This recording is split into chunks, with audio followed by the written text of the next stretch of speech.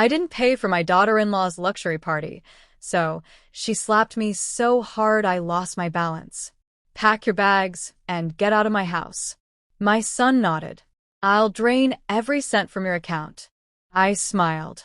I had been expecting this. Welcome to Granny's voice. Stay with me until the end and tell me what city you're watching from.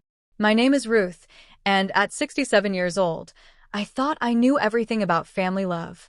But standing in my kitchen garden, watching my roses bloom, I never expected my daughter-in-law's birthday would become the day everything changed forever.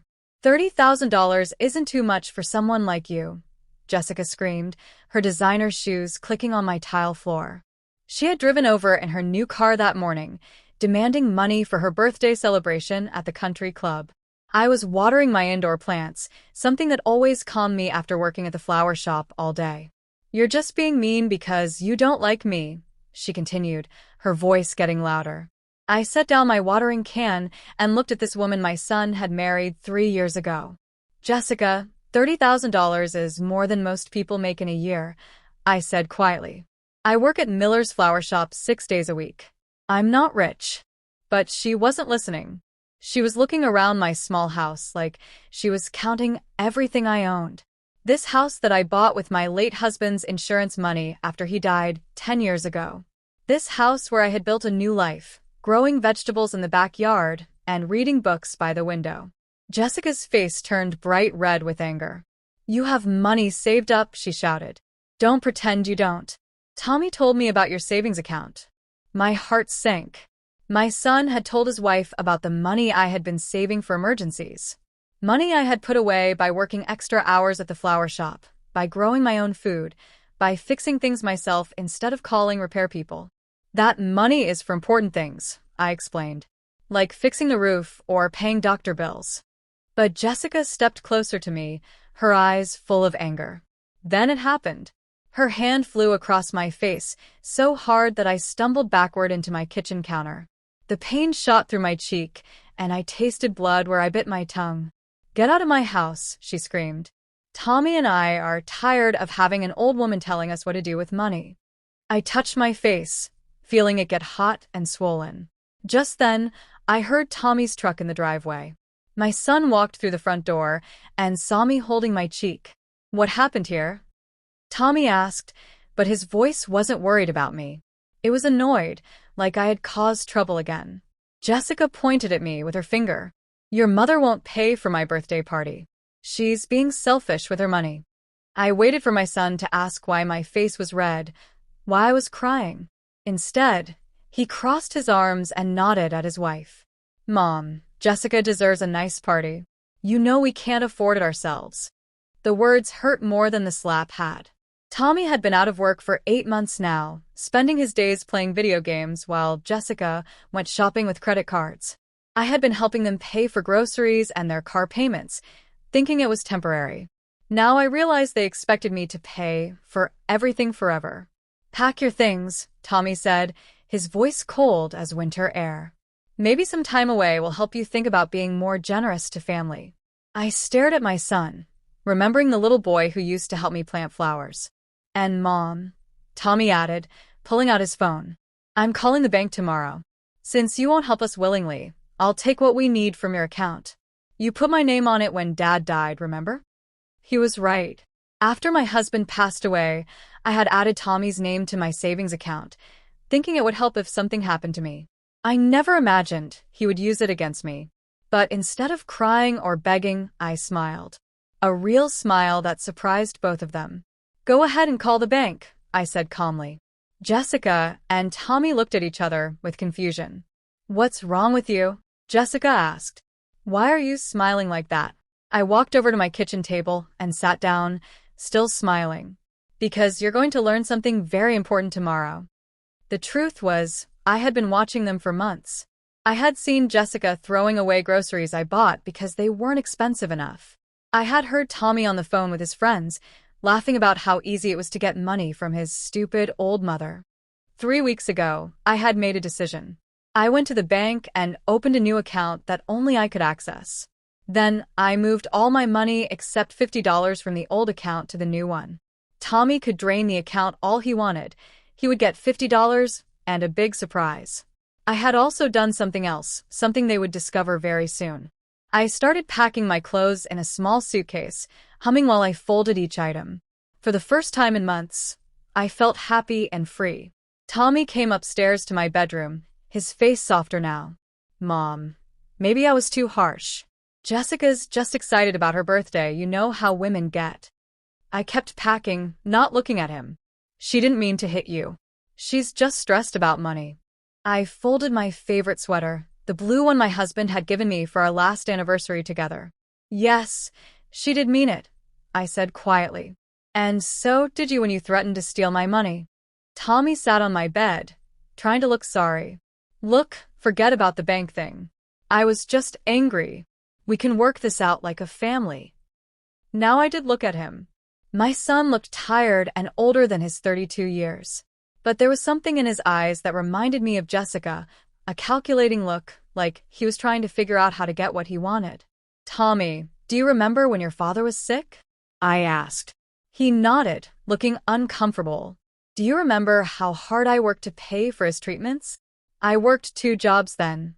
I continued. I cleaned offices at night after working at the flower shop all day. I sold my mother's jewelry to help pay the hospital bills. And after he died, I kept working those 2 jobs to keep this house and take care of you while you finish college. Tommy looked down at his hands. That's different, Mom. That was family emergency stuff. I laughed, but it wasn't a happy sound. And what do you think Jessica's birthday party is? A family emergency? I had been thinking about this moment for weeks, planning what I would do when it finally came. Because deep down, I knew it would come. I had heard Jessica talking to her sister on the phone about putting me in a nursing home so they could sell my house. I had seen Tommy looking at real estate websites, calculating how much money my house was worth. They thought I was too old and too trusting to notice, but I noticed everything. I had been preparing for this day more carefully than they knew. The house they wanted to kick me out of wasn't really mine anymore. Last month, I had sold it to my neighbor, Mrs. Patterson, who had been wanting to buy it for her daughter's family. The sale would be final in 2 weeks, and I was moving to a small apartment near the flower shop where I could walk to work. Mrs. Patterson was letting me stay until then, and she was going to let Tommy and Jessica know about the sale tomorrow morning. I couldn't wait to see their faces. I had also changed my will. Tommy used to be my only heir, but now everything was going to the animal shelter where I volunteered on weekends. The dogs and cats there showed me more love and loyalty than my own family had in years. Mom, you're scaring me with all this weird smiling, Tommy said, standing up from my bed. What's going on in your head? I zipped up my suitcase and looked around my bedroom one last time. I'm thinking about freedom, I told him. Real freedom, not the kind where I work all week to pay for other people's wishes while they treat me like garbage. Tommy's face went pale. You don't mean that. We love you, Mom. I picked up my suitcase and walked toward the door. Love isn't hitting people. Love isn't stealing their money. Love isn't threatening to put them in nursing homes so you can sell their houses. His mouth fell open. He didn't know I had heard that conversation. Downstairs, Jessica was sitting on my couch, looking at her phone and probably planning her expensive party. She looked up when she heard us coming down the stairs. Did you talk sense into her? She asked Tommy. Is she going to pay for my party? Tommy shook his head, looking confused and worried. She's acting strange. I think there's something wrong with her. Jessica rolled her eyes. There's always been something wrong with her. She's selfish and stubborn and mean. I set my suitcase by the front door and turned to face both of them. Jessica, you're right about one thing. I have been selfish. Selfish with my time, my energy, and my love. I've been giving them to people who don't appreciate them or deserve them. Jessica stood up, her face getting red again. What's that supposed to mean? I opened the front door and picked up my suitcase. It means you're going to learn what it's like to pay your own bills for once. You can't just leave, Tommy said, following me to the door. This is your house. Where are you going to go? I smiled at him one more time. I'm going somewhere I'll be appreciated and respected. Somewhere people understand the value of hard work and kindness. Jessica laughed, a mean sound. Good luck finding that at your age. Nobody wants to deal with a bitter old woman. I stepped outside into the fresh air, feeling lighter than I had in years. Oh, and Tommy, I called back to him. You might want to check the mailbox tomorrow. You're going to get some very interesting letters. As I walked to my car, I could hear them arguing behind me. Jessica was blaming Tommy for letting me leave. Tommy was blaming Jessica for hitting me. Neither of them was taking responsibility for their own actions. It was perfect. They deserved each other, and now they could figure out how to survive without my help. I drove to the small apartment I had rented across town, near the river where I liked to walk in the evenings. It was tiny compared to my house, just one bedroom and a small kitchen, but it was mine. Really mine, not something I was sharing with ungrateful people who saw me as a source of money instead of a human being. I had paid the first year's rent in advance with money from selling some things I didn't need. For the first time in 10 years, I felt truly independent. The apartment came furnished with simple, clean furniture. Nothing fancy, but everything worked and everything was comfortable. I unpacked my suitcase, hanging my clothes in the small closet and putting my books on the shelf by the window. From here, I could see the river and watch boats going by. I could hear birds singing instead of people arguing. I made myself a cup of tea and sat by the window, watching the sunset paint the sky pink and orange. My phone started ringing around 8 o'clock that evening. It was Tommy, probably wondering where I had gone. I let it go to voicemail. Then Jessica called, then Tommy again. By 9 o'clock, they had called 12 times. Finally, I answered. Mom, where are you? Tommy sounded worried now, really worried. We need to talk about this. I sipped my tea and watched a duck family swimming by on the river. There's nothing to talk about, Tommy. You made your feelings very clear today. Jessica feels bad about hitting you, he said, but I could hear Jessica in the background saying she didn't feel bad at all. She wants to apologize. I almost laughed. An apology won't fix 30 years of working hard just to have my own family treat me like their personal bank account. Tommy was quiet for a moment. Look, come home tomorrow, and we'll forget about the whole party thing. Jessica can have a smaller celebration. Home. He still thought of my house as his home, even after kicking me out of it. That's not my home anymore, I said softly. And it won't be yours much longer either. Before he could ask what I meant, I hung up. I turned off my phone and ran a hot bath, something I hadn't had time to do in months. While the tub filled with warm water and lavender soap, I thought about all the things I could do now that I didn't have to worry about other people's problems. I could read entire books without interruption. I could go to bed early without listening to arguments downstairs. The next morning, I woke up naturally instead of being awakened by loud voices or doors slamming. Sunshine was coming through my bedroom window, and I could hear the river flowing peacefully outside. I made breakfast for one person, scrambled eggs and toast with jam I had made from berries in my old garden.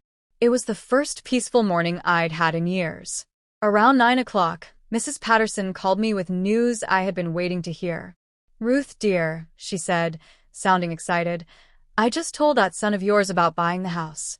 You should have seen his face. He went white as a sheet and started stammering about how the house belonged to him. I laughed, stirring sugar into my coffee. What did you tell him? Mrs. Patterson chuckled. I told him the truth, that you sold it to me fair and square last month, and I have all the legal papers to prove it. He kept saying there must be some mistake. Mrs. Patterson had been my neighbor for 8 years, and she had watched Tommy and Jessica treat me badly more times than I could count.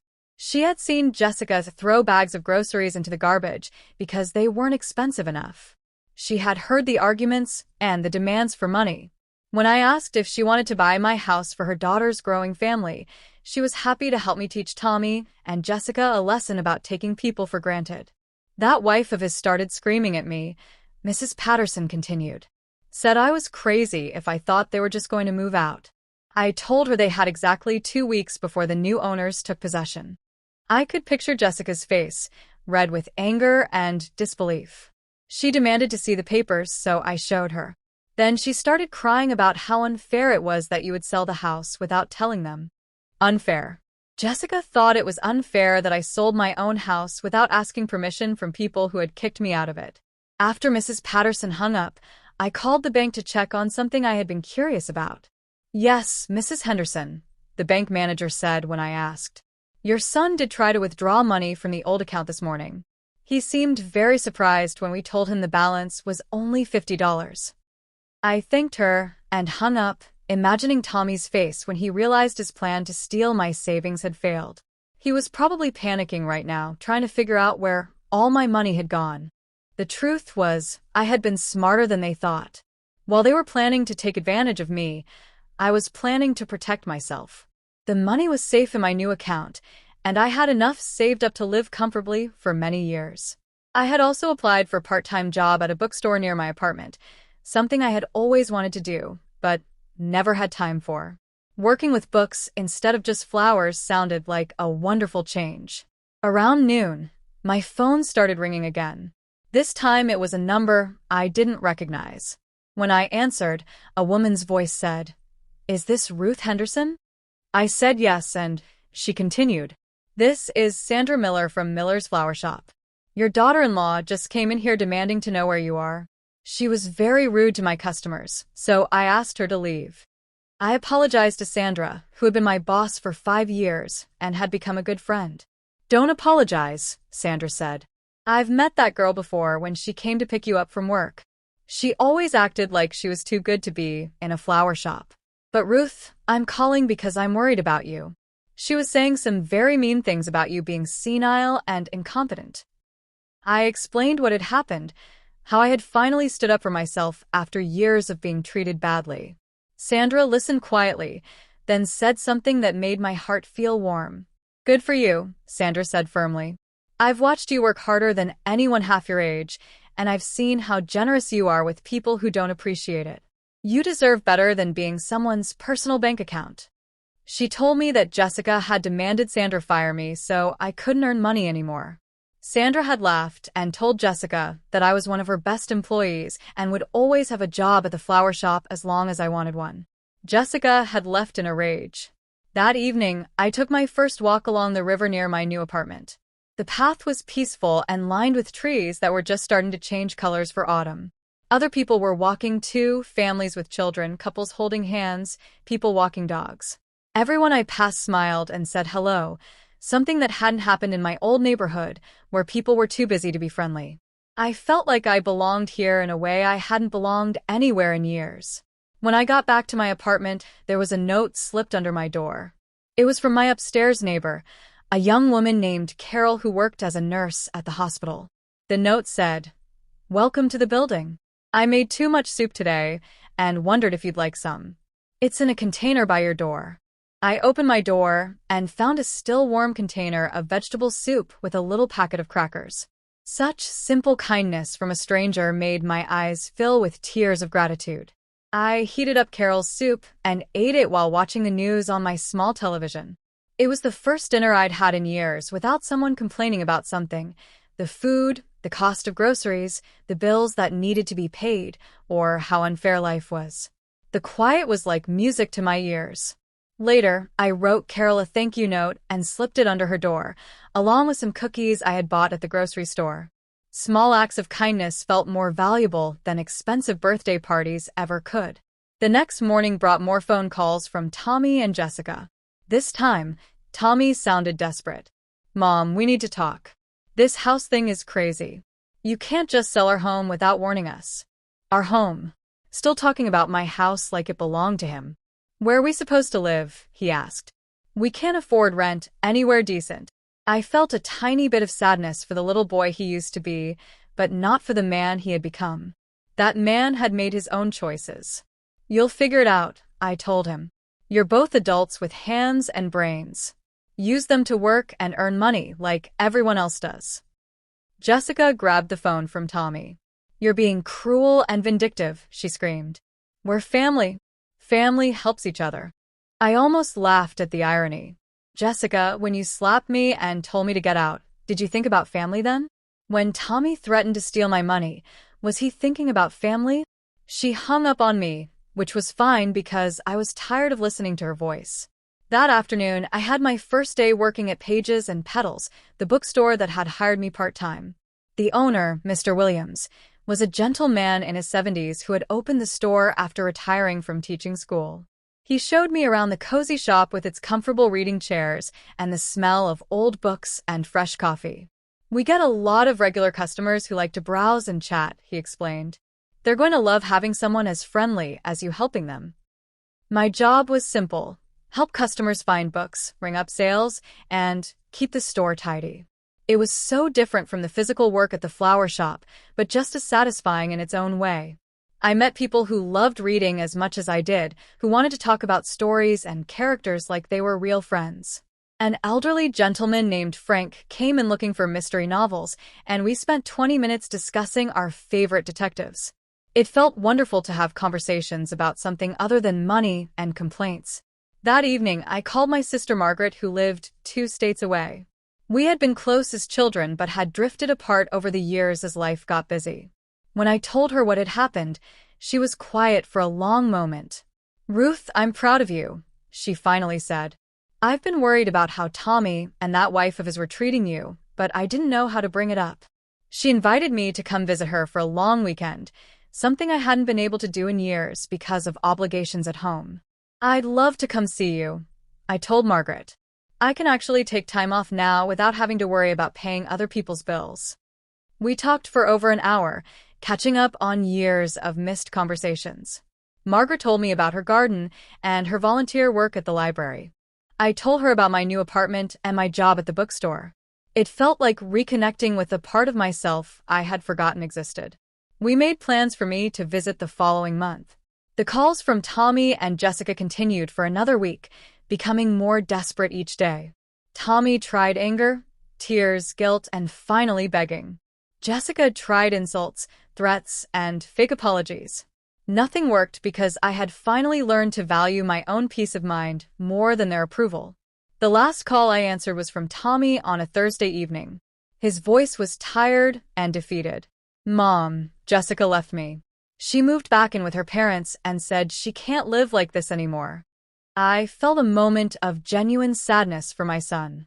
Not because his marriage had ended, but because he was finally facing the consequences of the choices he had made. "I'm sorry to hear that, Tommy," I said, and I meant it. "What are you going to do now?" He was quiet for a moment. "I found a job at the hardware store downtown. It doesn't pay much, but it's honest work. And I rented a small apartment near there. It's not much, but it's what I can afford on my own." For the first time in months, Tommy sounded like the son I remembered from before Jessica came into his life. "Mom, I know I messed up badly. I know I hurt you and took advantage of your love. I don't expect you to forgive me right away, but I want you to know that I'm trying to become the kind of man Dad would have been proud of." His voice cracked a little. "The kind of man you raised me to be before I lost my way." I felt my heart soften slightly, but I was still cautious. "Actions matter more than words," I told him gently. "Show me that you've changed. Don't just tell me." He agreed, and we hung up with something that felt almost like hope between us. Not the desperate hope I used to feel when I was trying to fix their problems, but a quiet hope that maybe my son could learn to value the right things. Time would tell whether this was real change or just another manipulation, but I was strong enough now to wait and see. 3 months into my new life, I had settled into a routine that brought me joy every single day. Mornings at the flower shop, afternoons at the bookstore, evenings walking by the river or reading in my apartment. Weekends were spent volunteering at the animal shelter or visiting with new friends I had made in my building. Carol, the nurse upstairs, had become a real friend. We cooked dinner together sometimes and shared stories about our work and our lives. I had also started taking a pottery class at the community center. Working with clay reminded me of working with soil in my garden. Both required patience, gentle hands, and the willingness to start over when things didn't turn out as planned. My pottery teacher, an artist named David, said I had natural talent and encouraged me to enter a piece in the local art fair. The idea of creating something beautiful with my own hands, something that belonged only to me, filled me with excitement. Tommy had been true to his word about working hard and living within his own means. He called once a week to check on me, but He never asked for money or help. Instead, he told me about his job, his small apartment, and the evening classes he was taking to learn new skills. Slowly, very slowly, I began to see glimpses of the good man I knew he could be. We even had lunch together once, splitting the check and talking about books we had both read. Jessica, according to Tommy, had moved to another state with her parents and was working at her father's insurance office. She had tried to call me a few times, but I didn't answer. Some bridges, once burned, can't be rebuilt. She had shown me who she really was when she thought I was helpless, and I would never forget that lesson. But I didn't spend much time thinking about her anymore. My energy was focused on the good things in my life, not the painful past. One evening in late autumn, I was sitting by my window watching the first snow fall on the river when my phone rang. It was Tommy, but his voice sounded different, excited and proud. "Mom, I have something to tell you. I got promoted at the hardware store. Mr. Anderson made me assistant manager because he said I was the hardest worker he'd ever hired." I felt a genuine smile spread across my face. "That's wonderful, Tommy. Your father would be proud of you." "There's something else," Tommy continued. "I've been saving money from my job, and I want to take you out for a nice dinner. Not because I want anything from you, but because I want to thank you for teaching me what real work means, even when I was too stupid to listen." We made plans to meet at a small restaurant downtown the following Saturday. It would be the first time in years that we had shared a meal where he was paying his own way. That Saturday dinner was a turning point in our relationship. Tommy looked healthier and happier than he had in years. His hands were calloused from honest work, and his eyes had lost that calculating look I had gotten used to seeing. We talked about everything: his job, my pottery class, books we had read, memories of his father.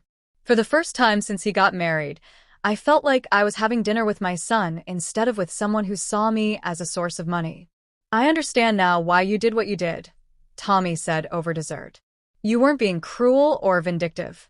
You were showing me what it meant to stand up for myself and take responsibility for my own life." He paused, looking down at his hands. "I'm ashamed of the way I treated you, Mom. You worked so hard to give me everything, and I repaid you by letting someone else treat you terribly. I don't expect you to forget that, but I hope someday you can forgive me." I reached across the table and touched his hand, the first physical contact we'd had in over a year. "Tommy, forgiveness isn't something you earn by saying the right words. It's something that grows slowly when you show through your actions that you've really changed." He nodded, understanding. "I can see that you're trying, and that means more to me than any apology could." We finished dinner talking about his plans for the future: night school to learn business skills, maybe opening his own store someday. Spring came early that year, and with it came new opportunities. The art fair accepted my pottery piece, a simple bowl glazed in shades of blue and green that reminded me of the river by my apartment. Standing in the community center with my bowl displayed among the works of Rael artists, I felt prouder than I had ever felt about anything. Carol came to support me, along with Mr. Williams from the bookstore and Sandra from the flower shop. I had built a community of people who valued me. Tommy surprised me by showing up at the art fair. He had taken the day off work to come see my pottery display. "Mom, this is beautiful," he said, examining my bowl with genuine appreciation. "I had no idea you were so talented." I laughed, feeling lighter than air. I had no idea either. I never had time to find out before. He bought a small vase I had made, saying he wanted to put flowers in it for his apartment. It was the first thing I had ever created that he had chosen to own. That summer, I took my first real vacation in 15 years. Margaret and I went to the mountains for a week, staying in a little cabin by a lake. We hiked easy trails, read books on the porch, and talked for hours about everything we had missed in each other's lives. "You seem like yourself again," Margaret told me one evening as we watched the sunset over the lake. The Ruth I knew before life got so complicated. She was right. I felt like myself again, maybe for the first time in decades. When I returned from vacation, I found that Tommy had been watering the plants on my balcony and checking my mail. He had left me a note saying he hoped I'd had a wonderful time and that he was grateful I trusted him enough to ask for help. Small gestures like this meant more than grand apologies ever could. They showed me that he was learning to think about other people's needs instead of just his own. Our relationship was slowly rebuilding itself on a foundation of mutual respect. Fall brought another surprise, a letter from the community college offering me a scholarship to take art classes. Apparently, my pottery teacher David had nominated me based on my work and my story of finding art later in life. The scholarship would pay for classes in drawing, painting, and sculpture. At 67 years old, I was going back to school to study something I loved instead of something I needed for survival. The irony wasn't lost on me. I was finally getting the education I wanted now that I didn't need it for anything but joy. Tommy's progress continued steadily. He had been promoted again and was managing the entire hardware store while Mr. Anderson gradually retired. He had also started dating a woman named Sarah who worked at the library, a quiet, kind woman who treated me with genuine warmth when Tommy brought her to meet me. Sarah reminded me a little of myself at her age, hardworking, independent, and not interested in using other people for financial gain. "Your son talks about you all the time," Sarah told me over coffee one Saturday afternoon. "He's so proud of how strong and independent you are. He says you taught him what real strength looks like." I felt my heart warm at these words. After years of being seen as weak or foolish for my generosity, it meant everything to be seen as strong. Sarah and Tommy had been together for 6 months, and I could see how happy she made him. More importantly, I could see how he treated her with respect and kindness. That Christmas was the first one in years that felt truly joyful. I hosted dinner in my small apartment for Tommy and Sarah, Carol from upstairs, and Margaret, who came to visit from out of state. We cooked together, laughed together, and shared stories around my little table. There were no arguments about money, no tension in the air, no walking on eggshells around someone's bad mood. Just genuine warmth and connection between people who cared about each other. Tommy gave me a gift that brought tears to my eyes, a framed photo of my pottery bowl from the art fair, along with a letter he had written. "Dear Mom," it said, "this bowl represents everything I admire about you. It's beautiful, useful, and created with patience and skill. Just like the life you built for yourself after we treated you so badly. Thank you for showing me that it's never too late to become the person you were meant to be. I love you." It was the first time he had said he loved me in years. Spring brought another milestone. Tommy proposed to Sarah, and she said yes. When they came to tell me the news, Sarah asked if I would help her plan a simple, affordable wedding. "I don't want anything fancy or expensive," she explained. "I just want our families and friends to celebrate with us." The contrast with Jessica's demands for a $30,000 birthday party was striking. Sarah understood what really mattered: love, commitment, and the people who cared about you. I offered to make the wedding cake, something I had learned to do in a baking class I had taken over the winter. Sarah was delighted with the idea, and we spent several afternoons planning the design and testing different flavors. Working together on something joyful instead of being demanded to pay for someone else's extravagance felt like a miracle. This was what family relationships should be: people choosing to contribute their talents and time because they wanted to, not because they were forced to. The wedding was small and perfect, held in the community center where I had displayed my pottery. Tommy looked handsome in a simple suit he had bought with his own money, and Sarah glowed in a modest dress she had found at a consignment shop. As I watched them exchange vows they had written themselves, I felt prouder than I ever had watching anything in my life.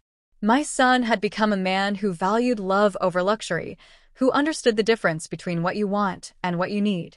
During the reception, Tommy stood up to make a speech.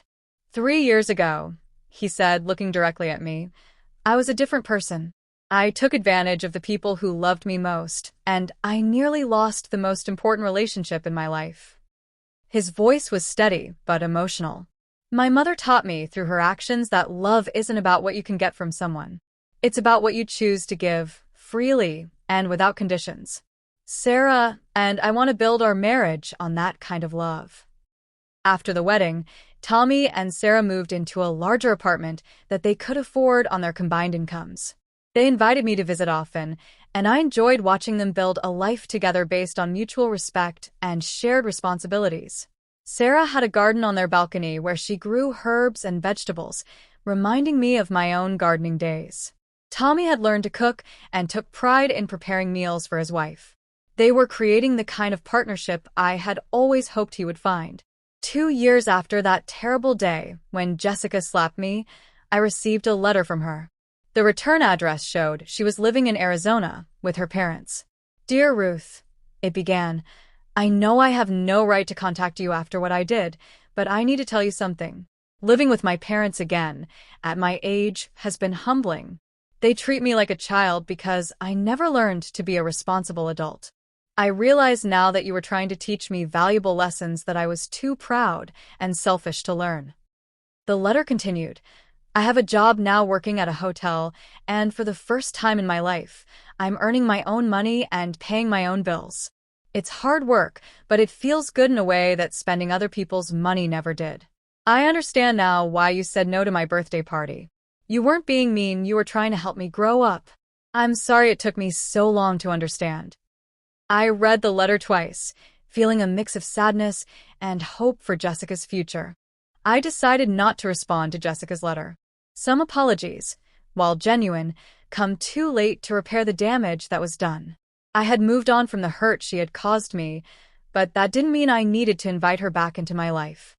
Forgiveness, I had learned, didn't require reconciliation.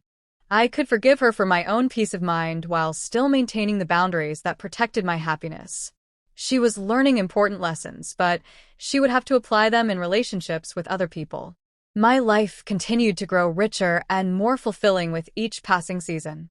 I had become one of the best students in my art classes at the community college, and my pottery was selling at a small gallery downtown. The money wasn't much, but it represented something precious. Income from work I loved doing, something I had never experienced before. I had also started teaching basic pottery techniques to children at the community center, sharing the joy of creation with the next generation. Tommy and Sarah announced they were expecting their first child, and I was going to be a grandmother. The news filled me with excitement and hope. This grandchild would know me as a strong, independent woman who valued herself and expected to be treated with respect. They would grow up seeing healthy relationships where people contributed equally and supported each other's dreams. I started knitting baby blankets and planning all the ways I would spoil this child with love and attention, not money. On the 3rd anniversary of the day I left that house, I took a long walk by the river and reflected on everything that had changed.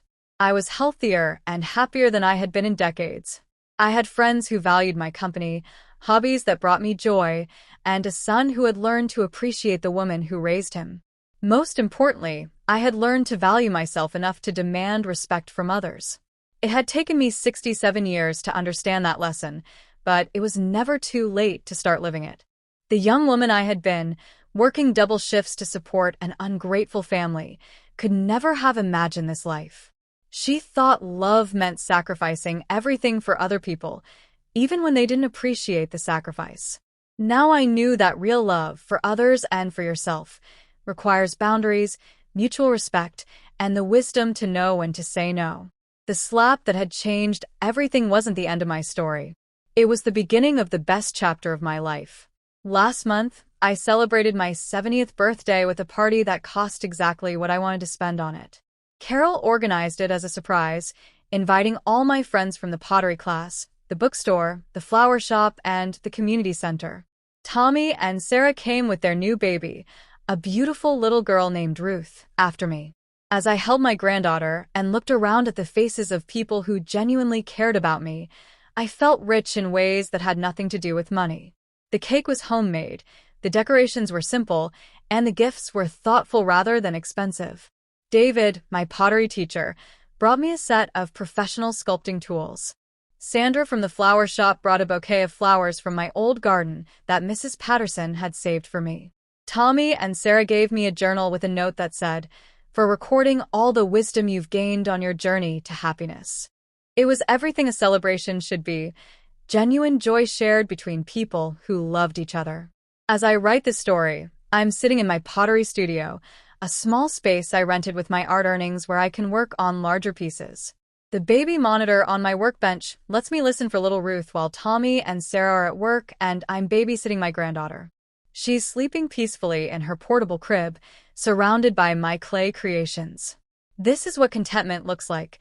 Useful work you love, family relationships based on respect, and the deep peace that comes from knowing your own worth. If I could go back and talk to that woman standing in her kitchen 3 years ago, feeling the sting of Jessica's hand on her face, I would tell her this. The pain you're feeling right now is going to save your life. That slap is going to wake you up to possibilities you never imagined. You're going to discover that you're stronger, braver, and more capable than you ever knew. The people who are treating you badly right now are giving you the greatest gift possible. They're forcing you to choose yourself for the first time in your life. I would tell her that walking away from people who don't value you isn't cruel or selfish. It's the most loving thing you can do for yourself and for them. Sometimes people need to lose what they've taken for granted before they can learn to appreciate it. And sometimes, even if they never learn that lesson, you'll be better off without them anyway. The fear of being alone is nothing compared to the pain of being with people who don't respect you. Most importantly, I would tell her that it's never too late to start over. At 67, 70, or even older, you can still build the life you've always wanted. You can still discover talents you never knew you had, make friends who see your true value, and find joy in simple pleasures you never had time to appreciate. Age is not a limitation. It's wisdom earned through experience, and that wisdom can guide you to happiness if you're brave enough to use it. Today, when people ask me if I regret the way things happen with Tommy and Jessica, I tell them the truth. I regret that it took me so long to stand up for myself, but I don't regret the outcome. That terrible day led me to this beautiful life. Tommy became a better man when he was forced to face the consequences of his actions. I became a happier woman when I finally learned to value myself. Even Jessica, in her letter, seemed to be learning important lessons about responsibility and self-respect. The woman who used to measure her worth by how much she could give to others now measures it by how much joy she can create for herself. The woman who used to fear being abandoned now understands that being alone is better than being with people who don't appreciate you. The woman who used to work herself to exhaustion supporting other people's dreams now spends her days pursuing her own dreams and finding they're more beautiful than she ever imagined. So to anyone watching this who feels trapped by family members or friends who take advantage of their generosity, remember this. You have more power than you think you do. You have the power to say no. You have the power to walk away. You have the power to start over, no matter how old you are or how stuck you feel. The people who truly love you will respect your boundaries. The people who don't respect your boundaries don't truly love you, and you deserve better than that. My name is Ruth, and I'm 70 years old. 3 years ago, I thought my life was over when my family rejected me. Today, I know my real life was just beginning. Sometimes the worst thing that happens to you turns out to be the best thing that ever happened to you. You just have to be brave enough to see it that way. Thank you for listening to my story. Now tell me in the comments, what city are you watching from, and what dreams are you brave enough to pursue?